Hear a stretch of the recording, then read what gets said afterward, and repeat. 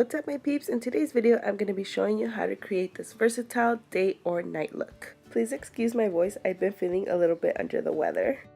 First I'm going to begin by priming.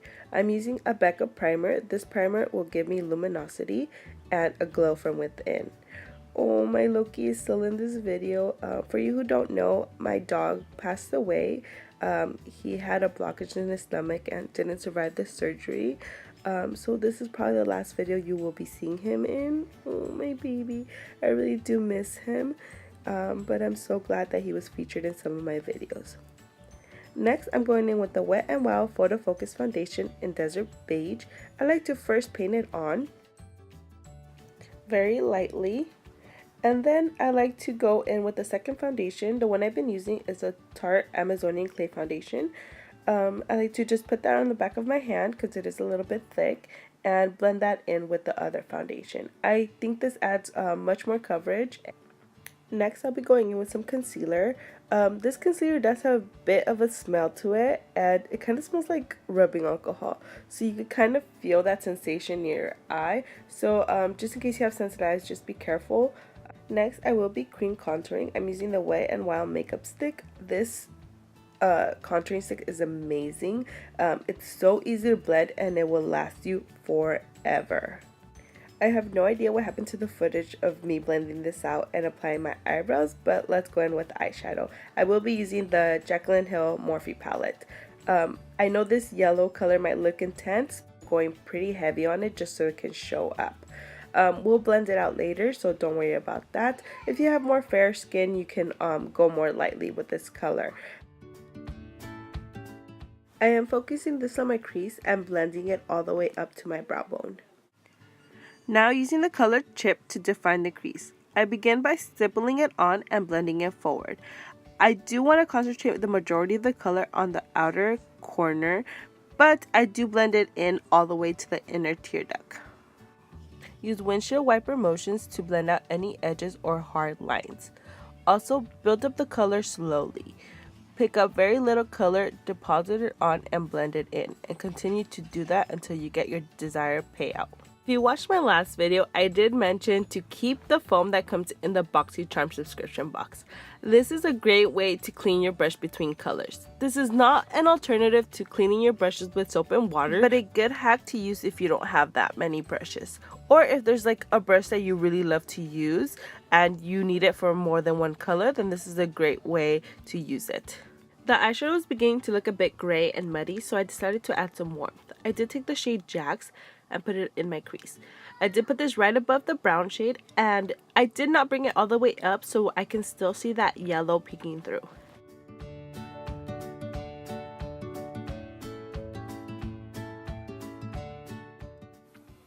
To give the eye look some depth, I am taking the shade Soda Pop on a small brush and I begin by stippling it on the outer V corner of your eye.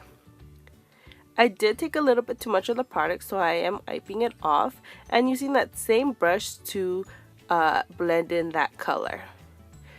Go very lightly and slow. This is a very dark color, almost a black, so you do not want it to go everywhere.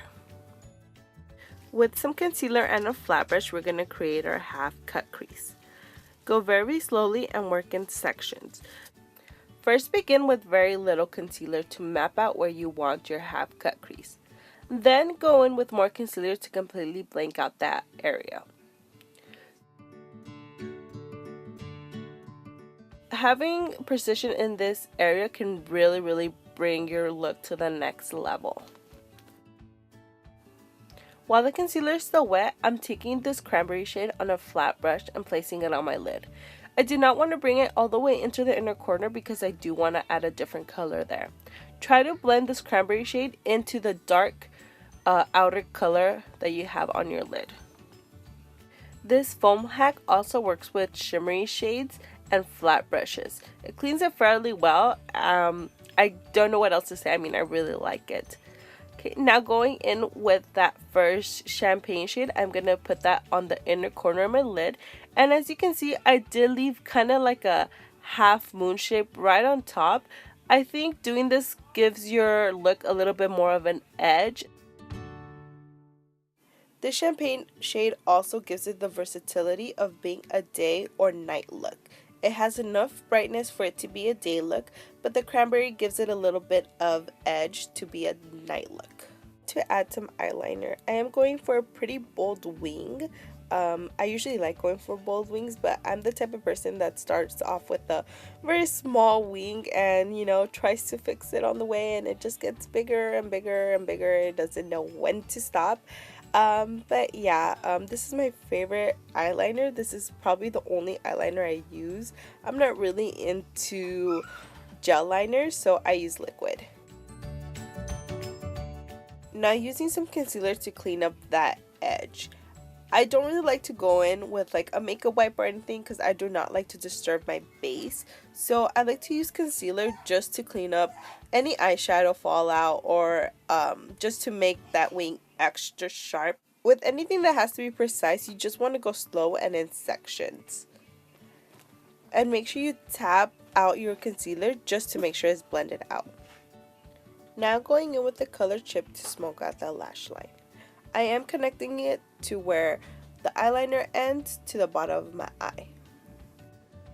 Using that same brush, I'm going to pick up the color Jax and place it right underneath that brown shade we just laid down. Make sure you connect it from the inner corner all the way to the wing. Using a fluffy brush, I will be bronzing. I like to use my bronzer as a blending agent for my contour and my skin. This helps prevent any harsh lines and also gives the skin some warmth. Use very little pressure and just hit the perimeter of your face. Try to focus it on the areas that you contoured. Now to go in with some blush. I've been loving this blush lately. It complements my skin so well. I don't know what it is, but I really do love it. I'm using a fluffy angled brush to apply this, just hitting the apples of the cheeks and working my way back, making sure I blend it in with that bronzer. And as always, never forgetting that chin. Now to add some highlight. I'm using the Maybelline Master Chrome Highlighter in Molten Gold. This is one of the best drugstore highlighters I ever used. I constantly reach for it and it never lets me down. It's really blinding. I don't typically like using a fan brush or any other type of brush to apply highlighter. I feel like this type of brush gives me precision without taking away from the glow. Because this eye look is so bold, I want to go in with a simple lip. I begin by lining my lips with a ColourPop lippie stick. I love the formula of this lippie stick. They're so easy to work with. They glide on so smooth and they are very pigmented.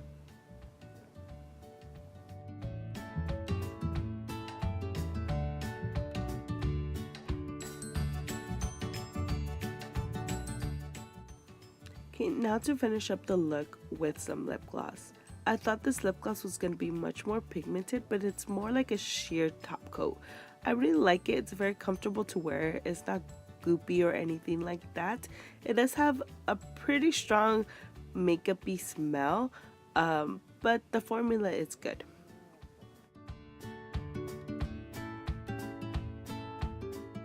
Now to set everything with some setting spray. If you do have the setting spray, please be cautious. It does have micro glitter in it. You won't be able to see it, but when the sun hits you, you're gonna be glowing. Okay, so that is the finished look. I totally forgot to add mascara and lashes, but that's okay. Well, anyways, thank you guys for watching. Please like and subscribe, and we'll see you guys next time. Bye!